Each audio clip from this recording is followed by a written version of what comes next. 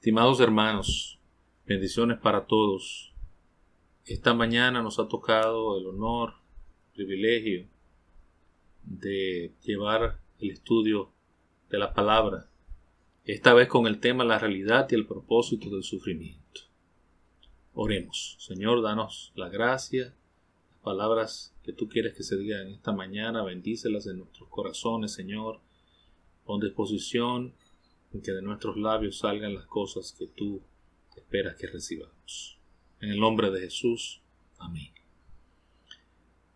¿Por qué este tema, hermanos? La situación actual del coronavirus ha llevado a mucha gente, creyentes y no creyentes, a hacer preguntas, a hacer cuestionamientos sobre el tema del dolor y del sufrimiento.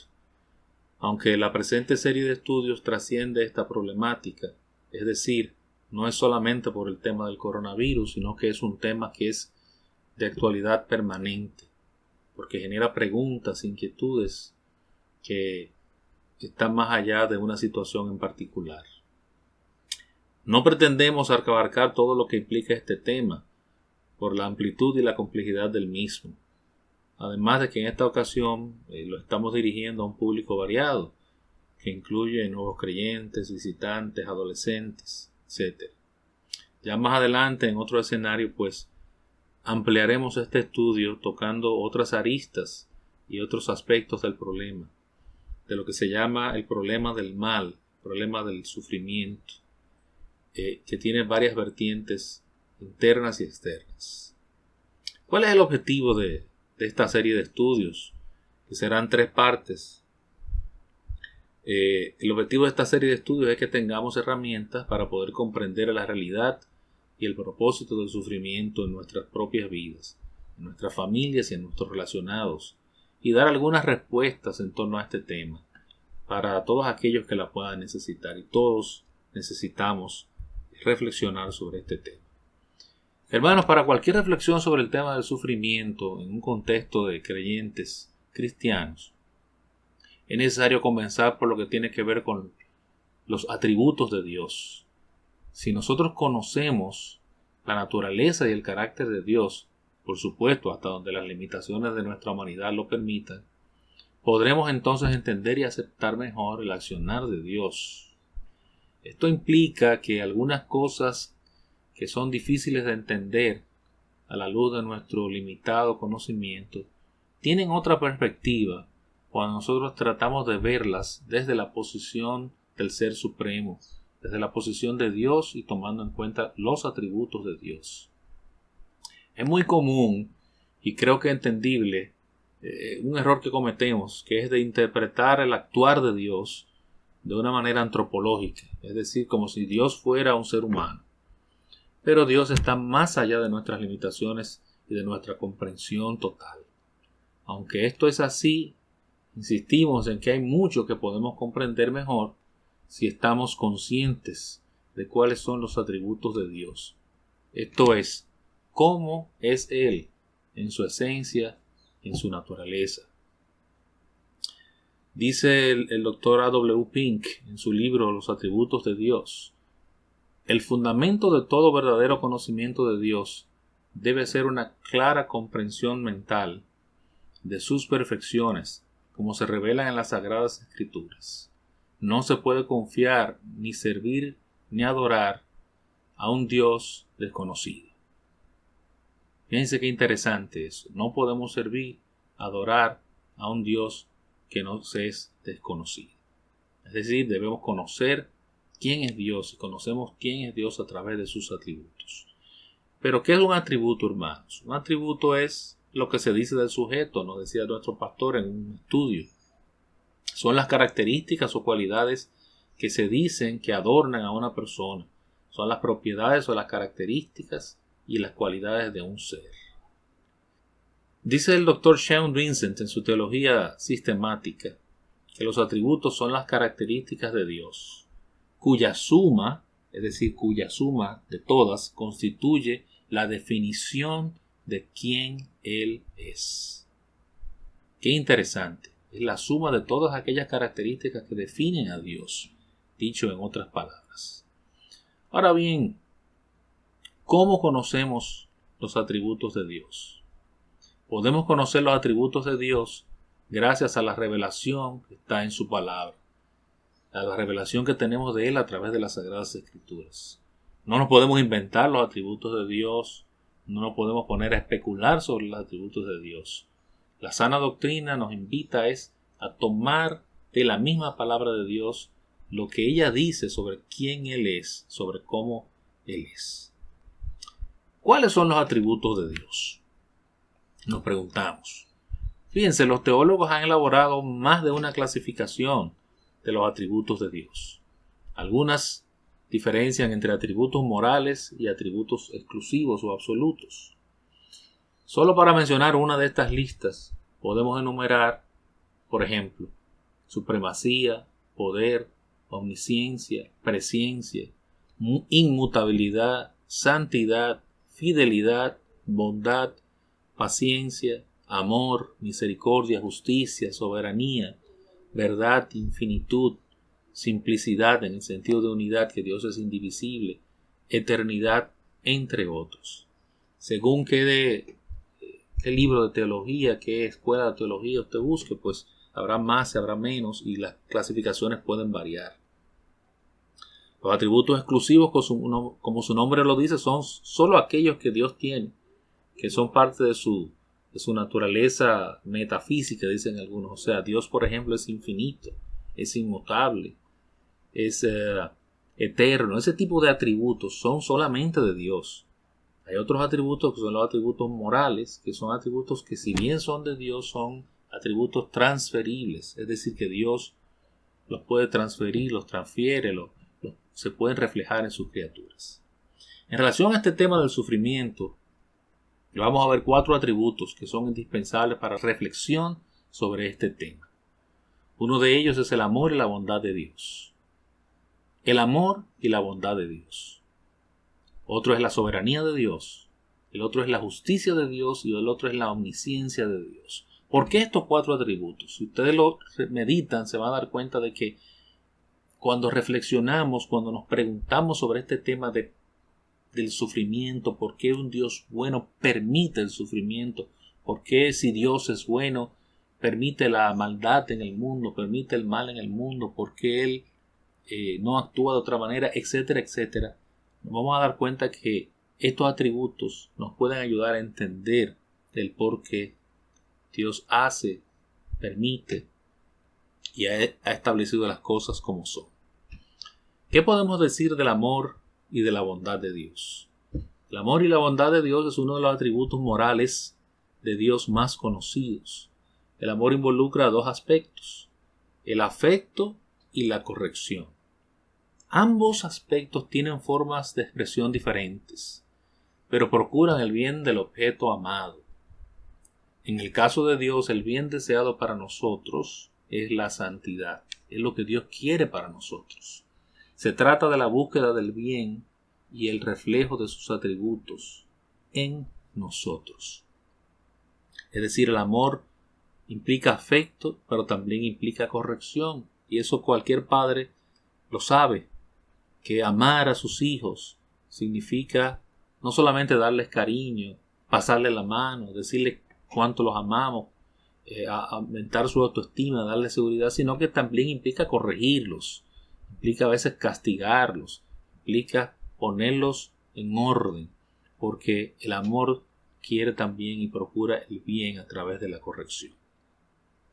Algunos teólogos han enfatizado el amor de Dios en detrimento de la santidad de Dios, de su justicia.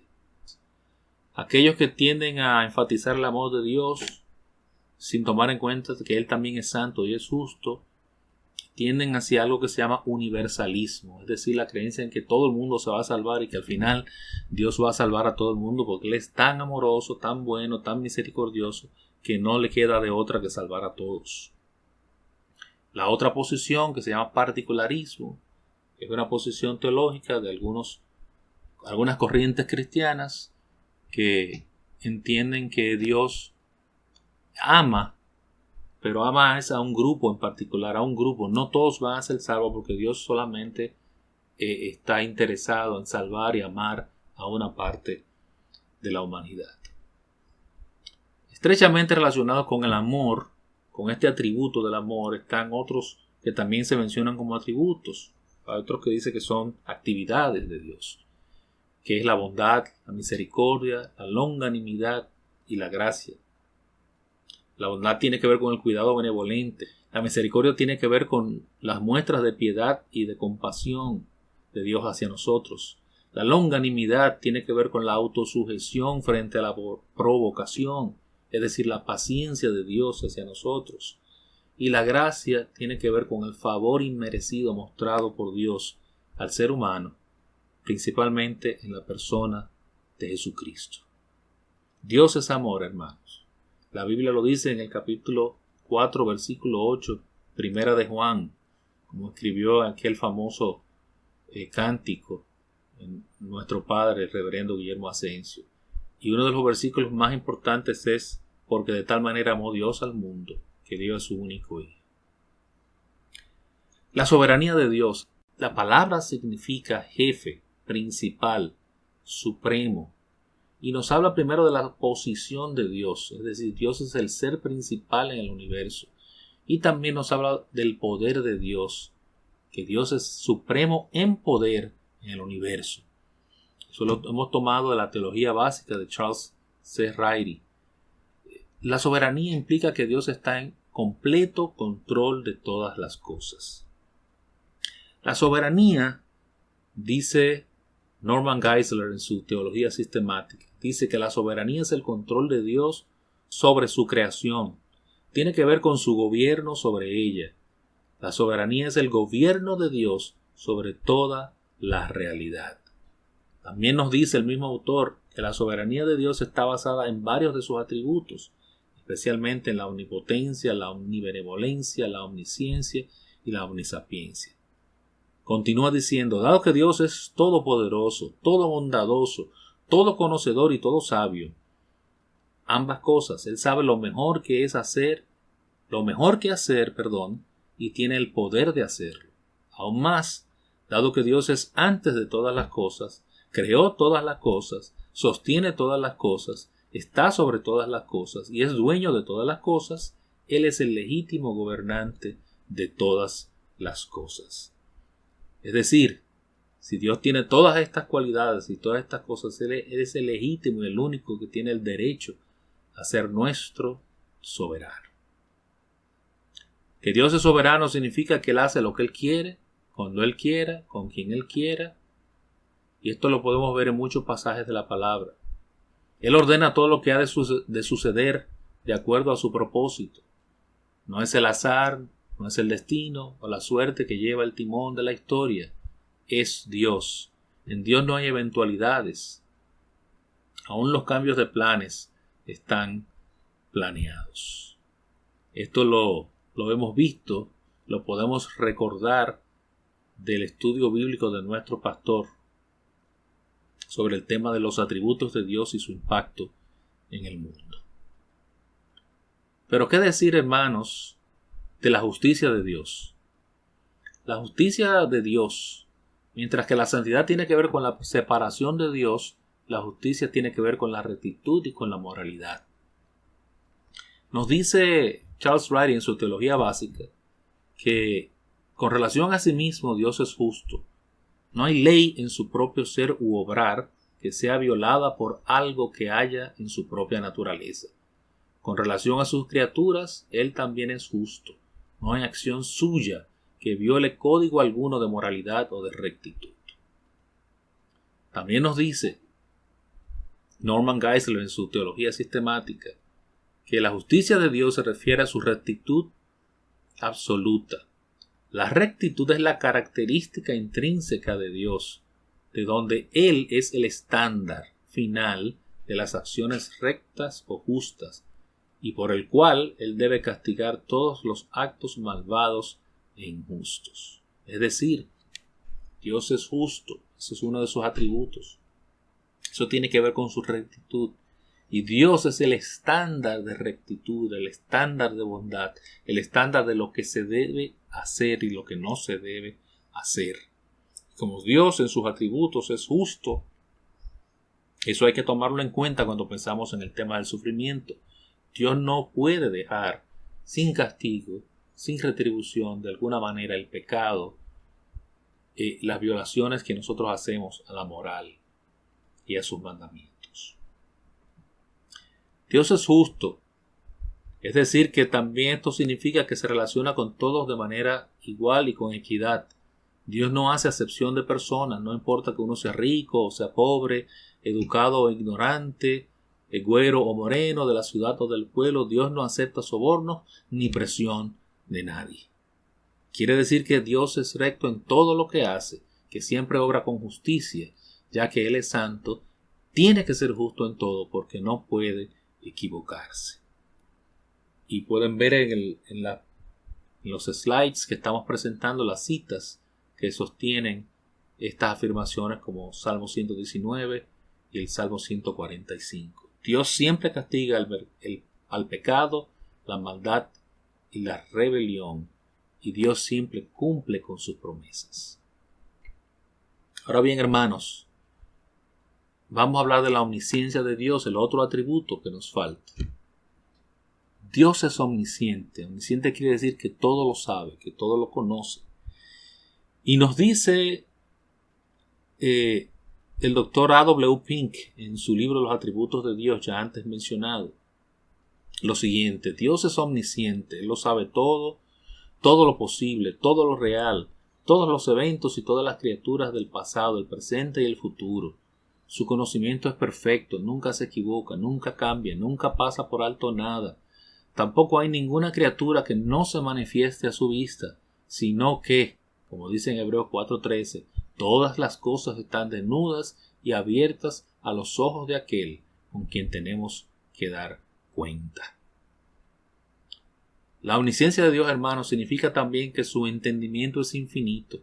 Dios no solo sabe lo que ha sucedido en el pasado, en cada parte de sus vastos dominios, y no solo está completamente familiarizado con todo lo que está ocurriendo en todo el universo, sino que también es perfectamente consciente de cada evento, desde el más mínimo hasta el más grandioso, que sucederá en los siglos venideros. El conocimiento de Dios del futuro es tan completo como su conocimiento del pasado y el presente, y eso porque el futuro depende completamente de sí mismo. Gloria a Él. Ese es el Dios que tenemos, un Dios que conoce el presente, el pasado y el futuro. Para nosotros es muy difícil entender esto, porque nosotros tenemos la limitación de que solo podemos conocer el pasado y el presente. Del futuro podemos imaginar, suponer, prever algunas cosas, pero no tenemos ese conocimiento como lo tiene Dios. El perfecto conocimiento de Dios se ejemplifica e ilustra en las profecías del Antiguo Testamento. Ustedes conocen cómo las profecías del Antiguo Testamento sobre muchos hechos de la misma historia veterotestamentaria, como se dice realmente, y sobre la historia de Jesús están las profecías ahí y se cumplieron literalmente. Esto en cuanto, hermanos, a los atributos de Dios, que son clave importante para trabajar con el tema del sufrimiento. Bien, hermanos, ahora vamos a ver lo que tiene que ver con las diferentes perspectivas que existen sobre el sufrimiento. No vamos a entrar en mucho detalle, solamente queremos mencionar sobre las posiciones sobre el tema del sufrimiento. Hay diferentes perspectivas en las diferentes cosmovisiones, panteísmo, ateísmo, teísmo, así como en diferentes religiones, sobre todo en el budismo y en el hinduismo, sobre este tema del sufrimiento. Por razones de tiempo no vamos a entrar en esos detalles. Solo queremos mencionar que el teísmo, del cual nosotros somos parte, teísta quiere decir que cree en Dios, en la existencia de Dios, tiene un reto particular, porque el teísmo cree en la existencia de Dios, pero también en la existencia del sufrimiento, y trata de explicar cómo ambas cosas son compatibles. En eso consiste todo las explicaciones y las exposiciones cristianas que tienen que ver con el que se llama el problema del mal. Repito, no vamos a entrar en los detalles, pero es importante tener esto en cuenta. Ahora, preguntas que desafían, hermanos. ¿Por qué sufren los inocentes, los justos, la gente buena? ¿Tiene propósito el sufrimiento? ¿Es el sufrimiento un castigo o un juicio de Dios? ¿Me odia Dios? ¿Es por eso que permite que sufra yo tanto? ¿Por qué sufro yo y no otros? ¿Por qué sufren los que no deben sufrir? Hay algunos principios que debemos tener en cuenta sobre este tema antes de dar una respuesta propiamente dicha. Uno de esos principios es que Dios no está obligado a darnos una explicación del sufrimiento. En esta vida quizás nunca veamos o entendamos completamente por qué suceden muchas cosas. De eso se trata la fe. La fe es confiar en Dios en medio de, confiar en Dios a pesar de, y confiar en Dios no solo cuando podemos ver, sino también cuando no podemos ver. Otro punto que debemos tener en cuenta es que Dios nos ha dado muchas explicaciones si las buscamos y las aceptamos. La Biblia nos da muchos principios y ejemplos para señalarnos hacia razones potencialmente productivas por las que suceden cosas malas a personas buenas. Podemos pensar en casos en la palabra, ¿verdad? Como el caso de José, una persona a quien le pasaron cosas malas, cosas negativas, fue vendido por sus hermanos, fue hecho prisionero, luego llega a las posiciones que tiene y es acusado injustamente por la esposa de Potifar, cae preso. O sea, todos conocemos la historia de José, pero cómo José fue levantado y cómo se vio posteriormente que todas esas cosas que él había vivido eran parte del plan de Dios. Un tercer principio que debemos tener en cuenta es que Dios puede hacer más de una cosa buena a través de las cosas malas que nos suceden. Hay una frase que no es mía, la he mencionado muchas veces porque siempre la recuerdo, que dice que Dios obra derecho por caminos torcidos. Es decir, puede que no sepamos la razón exacta por la que nos suceden cosas malas, pero podemos saber que como consecuencia de algo malo saldrá algo bueno, a menudo cosas buenas en muchas áreas. Es decir, Dios puede hacer de algo negativo, puede sacar más de una cosa positiva, porque Dios teje los caminos y tiene el poder y tiene la omnisciencia y tiene la soberanía para manejar las cosas de manera que el bien sea lo que prevalezca. El cuarto principio es que Dios sabe lo que es sufrir y sabe cómo ayudarnos en nuestro sufrimiento. A veces cuando estamos en medio de sufrimientos, sobre todo los no creyentes, pero me atrevería a decir que quizás algún creyente, se imagina a Dios como un ser que quizás está disfrutando del sufrimiento nuestro. Sin embargo, no es así. El definitivo y puro retrato de algo malo que le puede ocurrir a una buena persona es la cruz. Jesucristo fue la única persona sin pecado que haya vivido jamás. Es el Hijo de Dios y Dios Hijo.